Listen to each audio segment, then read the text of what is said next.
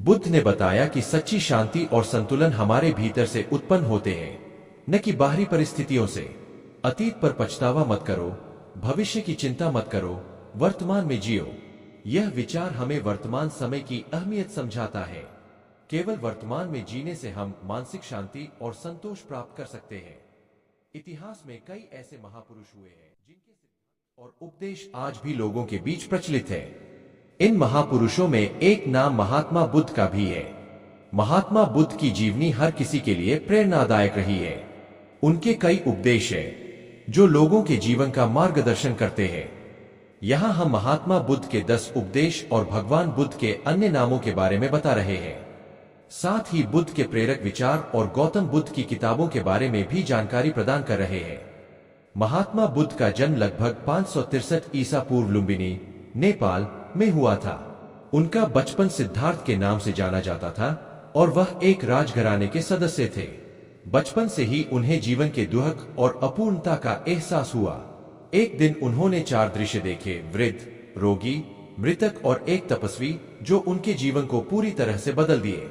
ये दृश्य सिद्धार्थ के दिल में गहरे सवाल उत्पन्न करने लगे कि जीवन में दुख का कारण क्या है और इससे कैसे मुक्ति पाई जा सकती है। सिद्धार्थ ने राजसी जीवन को त्याग कर ध्यान और तपस्या का मार्ग चुना और बोधगया में ध्यान की अवस्था में आत्मज्ञान प्राप्त किया। इसके बाद उन्होंने बुद्ध का उपनाम अपनाया और उन्होंने अपने अनुयायियों को जीवन के दुख और उसके समाधान के बारे में उपदेश दिए। महात्मा बुद्ध ने जो 10 प्रमुख उपदेश दिए, वे आज भी जीवन के विभिन्न पहलुओं को बेहतर समझने और शांति की प्राप्ति के लिए मार्गदर्शन प्रदान करते हैं। इन उपदेशों के माध्यम से वे हमें मानसिक शांति, अहिंसा और सही आचरण के महत्व को समझाते हैं। भगवान बुद्ध के अन्य नाम में तथागत भी शामिल है। तथागत शब्द का अर्थ है जो जैसा है वैसा ही है, या जो सत्य को जानने वाला है। यह नाम भगवान बुद्ध ने अपने लिए स्वीकार किया था क्योंकि उन्होंने सत्य और सच्चाई को पूरी तरह से अनुभव और समझ लिया था। यह नाम उनकी आत्मज्ञानी अवस्था और उनके द्वारा प्राप्त बोध के प्रतीक के रूप में प्रयोग किया गया। तथागत शब्द से यह भी संकेत मिलता है कि वे किसी अन्य भगवान के रूप में नहीं, बल्कि एक सामान्य मानव के रूप में आत्मज्ञान प्राप्त करने वाले व्यक्ति थे। बुद्ध शब्द का अर्थ है जागृत या जो जाग गया हो। भगवान बुद्ध को यह नाम इसलिए मिला क्योंकि उन्होंने आत्मज्ञान प्राप्त किया और वे सत्य के प्रति जागरूक हो गए थे। बोधि वृक्ष के नीचे ध्यान करके उन्होंने सच्चाई का अनुभव किया और तब से वे बुद्ध के रूप में प्रसिद्ध हो गए। यह नाम उनके जागरण, ज्ञान और समझ को व्यक्त करता है, जो उन्होंने संसार के दुख और उसके निवारण के उपायों को समझकर अपने अनुयायियों को सिखाया। दुख, जीवन में दुख हमेशा रहेगा।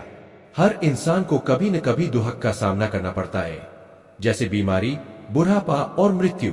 दुख का कारण, दुख का मुख्य कारण हमारी इच्छाएं, तृष्णा और वासनाएं हैं।